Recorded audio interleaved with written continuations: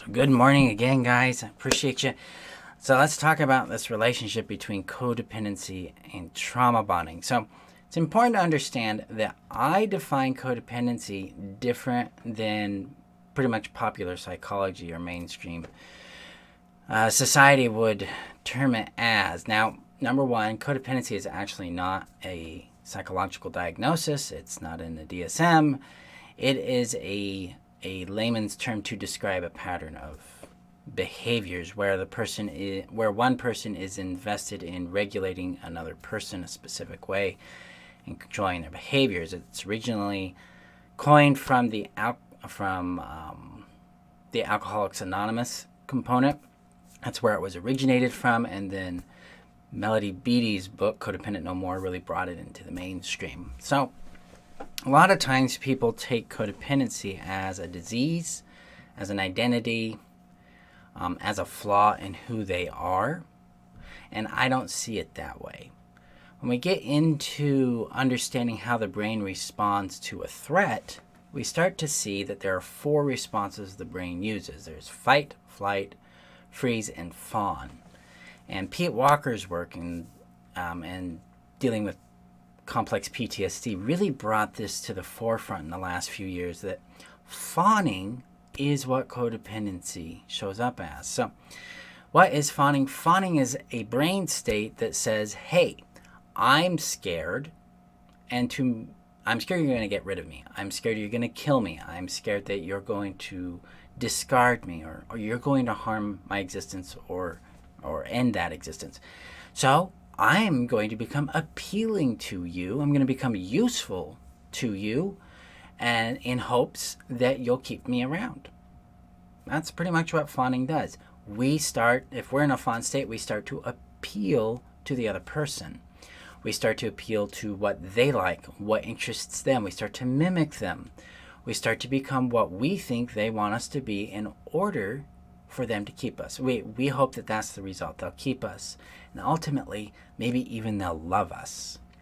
Now, when a child, for instance, has a parent who is disengaged, who's abusive, who's toxic, who's narcissistic, who is codependent themselves, who does not have a proper and healthy relationship emotionally with themselves and with the world around them, if that's the child's parent, the child is going to make a decision outside of their own consciousness. Their body, their brain's going to make a decision about of how to deal with this parent. And typically, they're going to either rebel or they're going to conform. Okay, so rebellion is one of those fight instincts coming out. But the conforming instinct, the pleasing instinct, the instinct to make them feel better, make you like you, is coming from the fawn state. And this is where codependency comes from. So think of codependency as a survival strategy.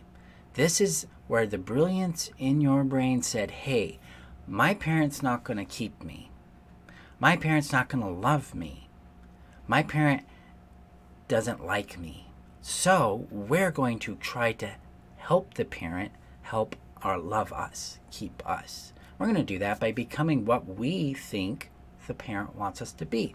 We become really, really adept at anticipating feelings, behaviors, needs, and wants. We almost become psychic that way. We can become very, very adept at predicting how they'll respond to particular behaviors and situations because we're acutely aware of them. We're literally, fawn state moves you into a pattern of hypervigilance where you're recording what they do. Your energy and your focus is on regulating them so that you feel safe and that you can get that chance at being loved, get that chance of being seen and nurtured and valued. See how this is working? Codependency is your best effort to get your intrinsic, your core 10 core needs met. It's actually pretty brilliant. I don't see it as something to be ashamed about. When my codependency helped me survive my mother and my father and my stepmother, it helped me survive my religious system. It helped me get to today. So I'm actually quite grateful for it. I don't see it as something to be ashamed of. I see it as something to understand and to realize that codependency fully functions in a what I call the consumer supply relationship, or a narcissistic abusive cycle, where you do not feel safe to be your authentic self. Instead, you've got to conform in order to get your needs met. Well, it works great in that, right? But it doesn't function well for healthy relationships, because healthy relationships aren't based on the fawn response. They're based on connection and consent, where you feel safe to be your authentic self, to be seen and loved and received that way, and to contribute that way to those whom you have a relationship with. And this is why we need to heal codependency, or in a more accurate way, evolve our skill sets out of codependency, evolve our sense of identity out of the fawn relationship, help regulate our nervous system down, heal our trauma so that we can connect emotionally and openly in a safe way. Now, inside this entire experience of codependency is this thing called the trauma bond. And trauma bonds are really fun. Because what happens in a trauma bond is fundamentally you have this thing called attachment. Okay, so when you're born, you attach to your parents. And this attachment allows you to explore the world, to get your needs met, to feel safe. Because we know as human beings, we're not going to live long if we don't have the social structure to protect and nurture us. So we are creatures that need each other. We're both individual, but we need to be interdependent. And attachment is the first step in that. Now, in a baby, toddler, child, teenager element, attachment also involves identity. Who am I? What do I like? What do I not like? What's going on for me? How do I feel? Those kind of things. And in a healthy environment, that sense of identity becomes fully developed in what's called differentiated or individuated and transferred back to you. So rather than doing what mom likes or what dad likes, I'm doing what I like even though they may not like it.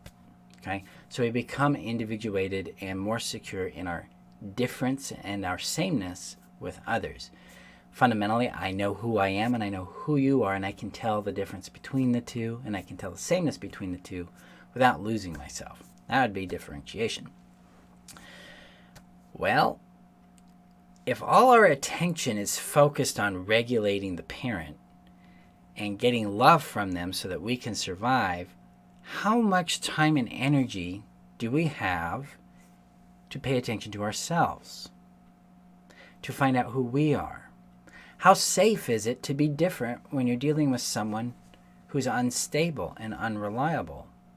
How safe is it to say no when someone overreacts to mistakes or problems? See, we couldn't differentiate because it wasn't safe to be ourselves with them, because that person made the environment unsafe, made it dangerous for us to express ourselves. And this is where we get really stuck. And this is where trauma bonding comes in. Because what happens in trauma bonding is you go through this cycle called intermittent reinforcement. And I might actually have the graphic here. Let me see if I can find it. Oh, haha. I mean, that was literally just a guess. So let's see if, because that's healthy reinforcement, and these graphics need to be updated. Let me see if I can update or change it here to the right one so we can see this. Okay, so intermittent reinforcement right here. All right. So you see this little graphic right here, right? You see it says denied and accepted. I'm going to be updating this one day, but technically what this is when you're denied, you're being abused. And when you're being accepted, you're being love bombed, okay? And you notice that you get a little abuse, that little red dot at first. You first meet them, get that little red dot, and then you get lots of love bombing. This gets you euphoric. And then you get some more abuse, get some of those red dots, and then a little love bomb, then more abuse and love bomb, more and more abuse, more and more abuse. Notice how the love bombing, the green circles, get less and less over time. Very, very important. This is how intermittent reinforcement works. Is it starts off strong in the love bombing phase, and then it gets strong in the abusive phase or the discard and devalue phase as time progresses.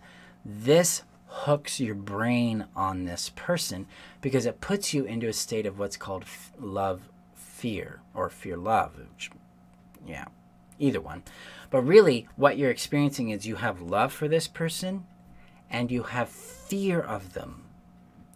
And this is a very potent toxic cocktail chemically because you're getting doused in the love bombing phase. You get doused with serotonin, oxytocin, and dopamine. These are bonding chemicals. These are how we chemically bond and attach to another human being. Okay, and then through the abuse, we learn to associate them with fear and with dread. Okay, this is where we're flooded with adrenaline and cortisol and epinephrine. This is where things become very, very scary, but yet we also feel this intense love for them. This creates this addiction because we get really high on the euphoria when they love bomb us, and then we get really, really low when they discard us and they devalue us. And then we're going on the seesaw over and over and over and over and over. This is what creates trauma bonding. So you combine the fawn state that your brain's in, we've got to make them love us, we become what we think they want us to be. You combine it with that chemical interaction of intermittent reinforcement, and suddenly, no wonder it's hard to leave these people. No wonder you keep going back. No wonder you feel crazy. No wonder it's devastating. Because this is what's going on. And it's all because you're trying to get your attachment and your core needs met. You're just trying to get the needs you fundamentally have fulfilled. That's all. And that's what codependency tries to do with toxic people. So codependency is fundamentally a reaction to toxic behaviors and toxic attachment and love. That's it. You're just trying to survive something because you didn't know there was anything better. I mean, you're a child. How would you know? Right? So this is where I come from with codependency.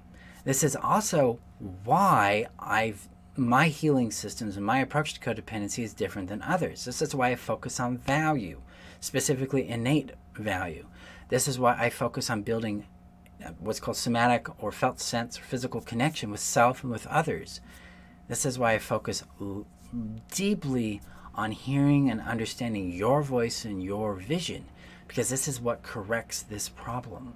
It reconnects you back to you, leads you through what's that individuation stage I mentioned a few moments ago, helps you mature back into you, and helps you build safe, reliable bonds with yourself and with others so that you do not need to be codependent anymore.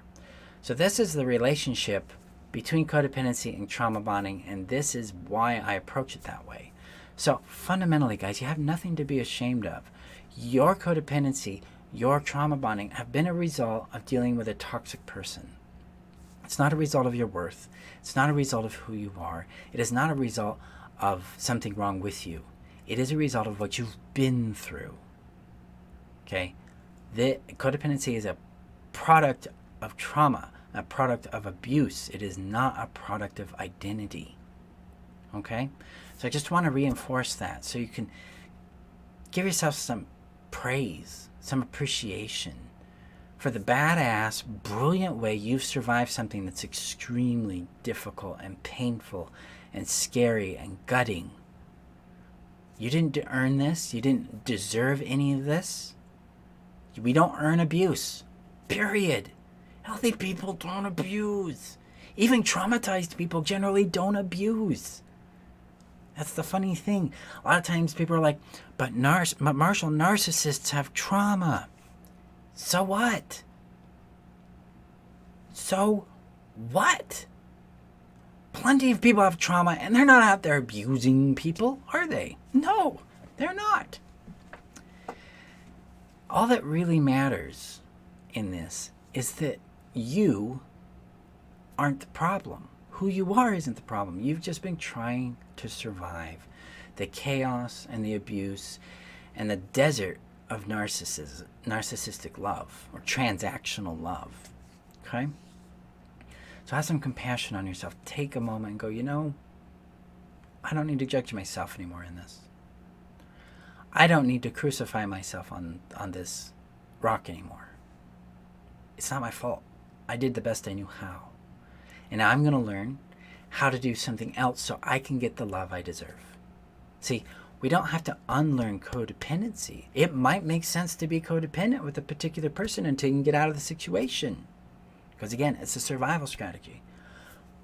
But you can also learn how to just be confident, rooted in your value, your voice, and your vision.